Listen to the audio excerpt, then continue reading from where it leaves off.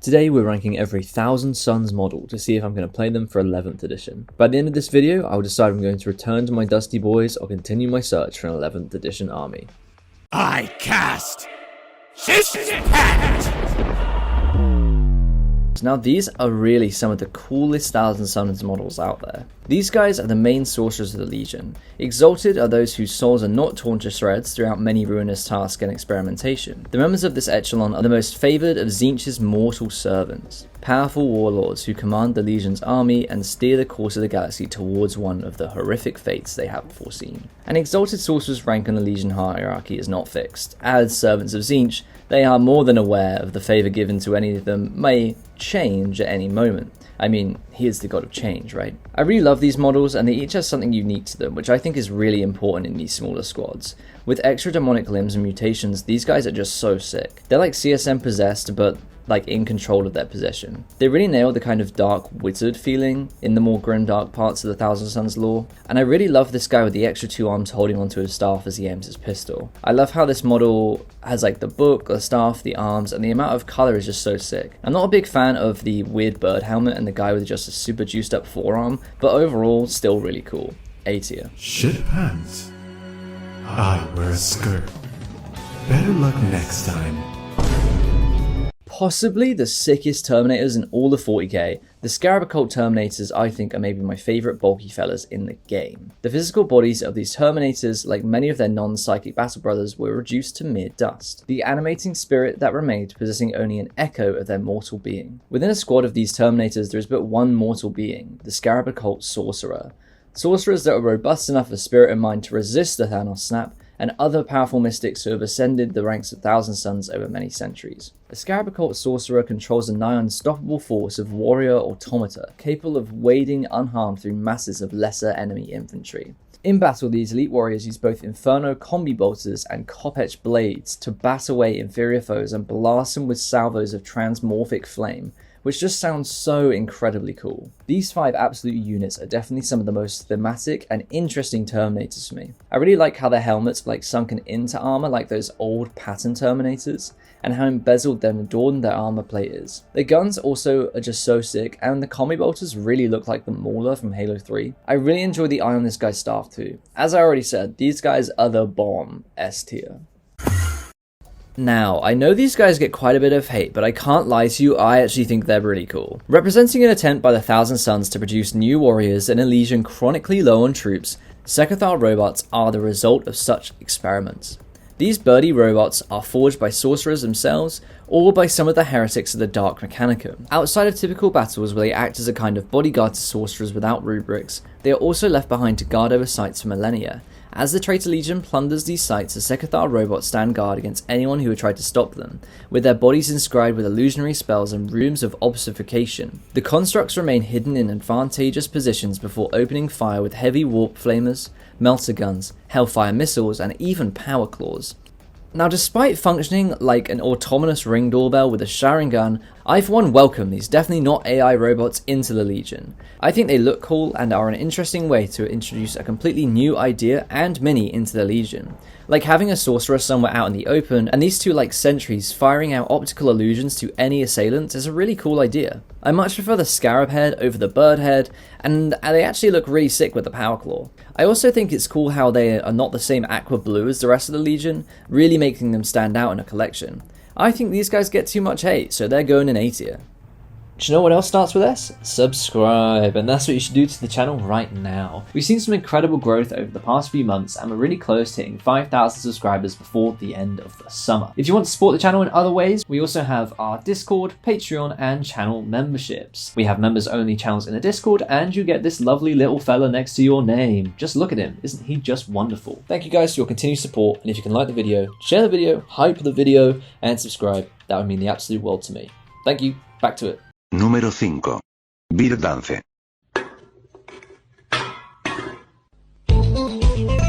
Kind of like evil blue Kroot, Tzaangors are actually a kind of beastman or abhuman, either summoned by Tzeentch or the result of experimentation on the slaves taken back to the Thousand Suns homeworld. Others are even shaped by the warp itself. from crews of damaged starships caught in warp storms, their bodies transmutated through exposure to pure empiric power. Perhaps most horrific are Tzaangors born to human mothers on worlds enshrouded by the Cicatrix maledictum.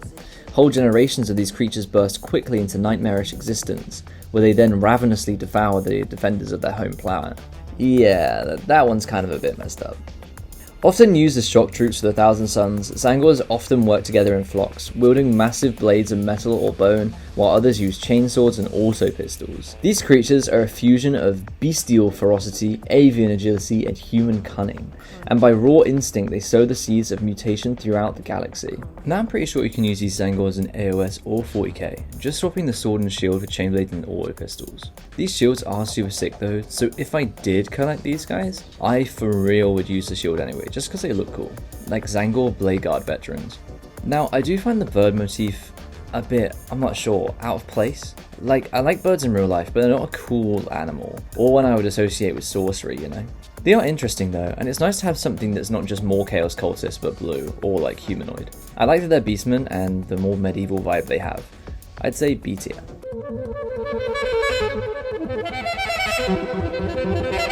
The second kit I ever painted, these guys have a real soft spot in my heart. Rubric Marines are the spectral remnants of the Astartes of the Thousand Sons, who are now trapped in their suits of ancient power armor as mindless automatons. The non-psycho combatants of the 15th Legion Rubric Marines were somewhat outcast from the sorcerers of the rest of the Legion. Being without psychic abilities left them more vulnerable to the effects of the warp, causing mutations that spread rapidly and unchecked throughout the Legion. This led to Ahriman to attempt to halt the process of degeneration by unleashing an incredibly potent spell that would become known as the Rubric of Ahriman. He sought to permanently enchant their armor to protect them from the perils of the warp. The Rubric succeeded beyond all expectation, but their armor was sealed shut, and their bodies were reduced to nothing more than dimly sentient dust. I mean, as a result of this, they are far more durable than other Chaos Space Marines, so like every cloud, right? Solid shot weapons have little to no effect upon them, and even a plasma blast or a powered blade may be deflected by their fate-altering auras, for the power of Tzeentch sustains them far better than any physical protection could. These guys heavy remind me of Cybermen from Doctor Who, like the complete unthinking, constantly advancing, really deadly robots, but with some far nicer colour designs and magic. Despite being a pain to paint, Rubrics are a really cool battle line unit and really tough with some super nice shooting. I really like the copper adornments on their armor and the color of their tabards. And there's a really nice variation in their different weapons here too actually. Cool details, cool origin, A tier. Brother, may I ponder the orb?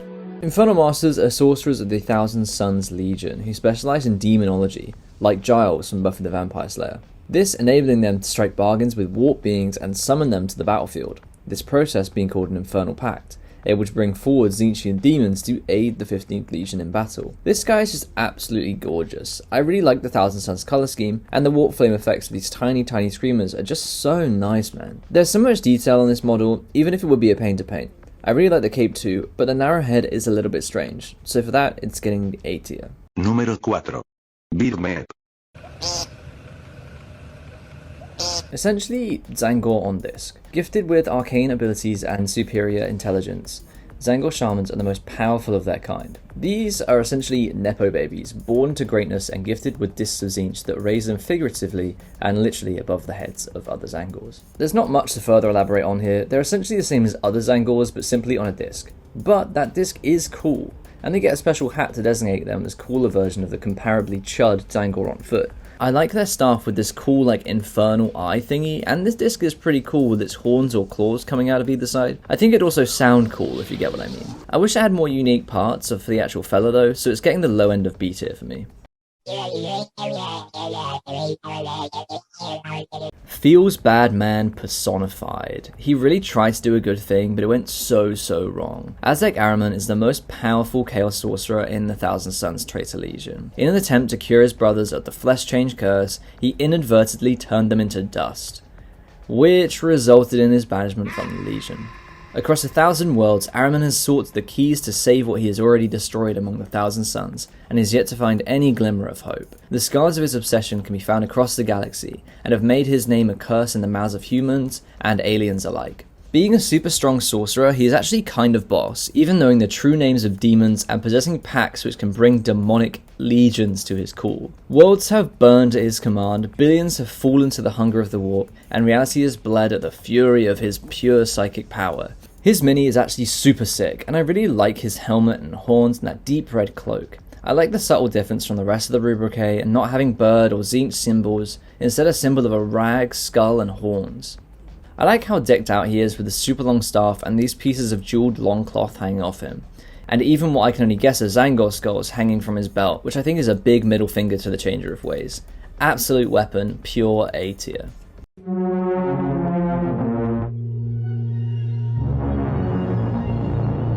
I really cannot fault this absolute behemoth, this unknown eldritch horror. Like, yes, please.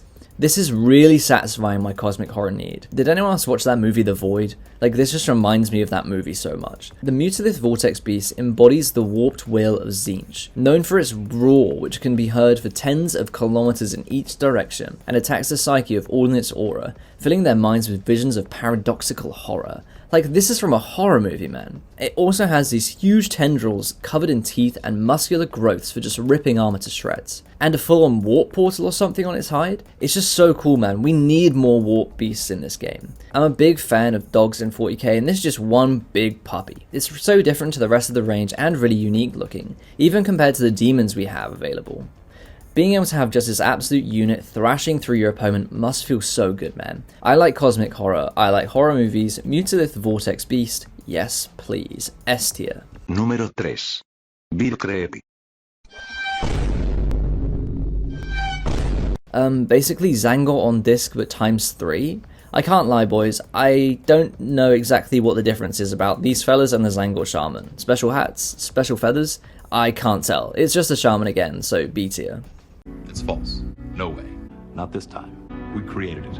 Not this time. No. Possibly the Emperor's least favourite son, Magnus has actually done a bunch of things wrong. So Magnus is the Primarch of the Thousand Sons Traitor Legion, and as of the 30th millennium, an extremely powerful demon prince of the Chaos God of Change, Tzeentch. Even before his ascension to demonhood, Magnus was a titan in both size and intellectual ability, possessing immense psychic ability since a young age. Learning about the mysteries of the warp, Magnus was enamored by its nature and sought to understand it. This misguided attempt, led astray by his pride and arrogance, caused him to fall out of favour with the Emperor and his brothers. This all accumulated in the burning of Prospero, where the Thousand Sons' homeworld was invaded by the Space Wolves, but they got absolutely dog-walked by Leman Russ, with Magnus having his back broken over his knee.